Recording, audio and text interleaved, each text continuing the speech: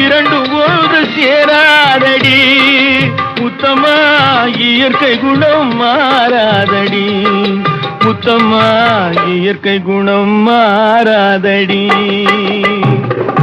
மனத்தோட்டம் போடும் என்று மாயவனார் கொடுத்த உடல் பணத்தோட்டம் போட்டதே அடி முத்தம்மா, பணத்தோட்டம் போட்டதே அடி என் முத்தம்மா, பணத்தோட்டம் போட்டதே.